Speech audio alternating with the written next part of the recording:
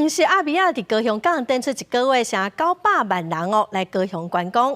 也毋过有新庄者是表示讲，因的电动轮椅煞拢卡伫大港桥入口，无法个出入。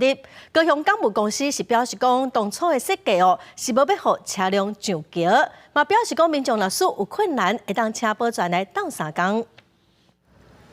大港桥是高雄知名的观光景点，不过伫桥出入口有限2支阻挡车辆通行的栏杆，最近有新庄者反映，这造成因通行的困扰。若是较大台轮椅要过，险着卡掉的，应该一直稍微才有办法通过。塞轮椅的民众讲，若是游客变多，轮椅会歹通过，定位空间爱扩大。有的人看到阮的时阵不爱让，所以较会卡掉的。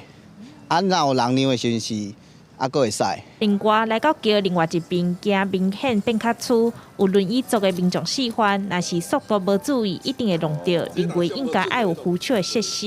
平台，互伊一个空间的话，其实要直接落去，不管是对阮轮椅来讲，还是对迄个红眼车来讲，其实拢有迄个危险性的。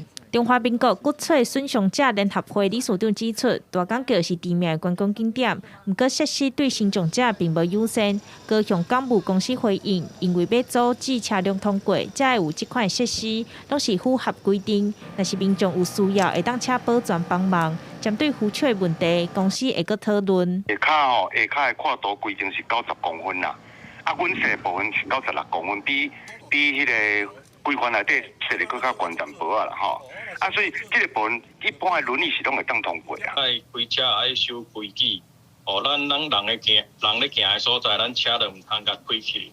针对阻挡机车设施，颠倒造成身障者交通无方便，高雄行人路权促进理事长认为，要加强民众的路权观念，才会当落实优先平等无障碍空间。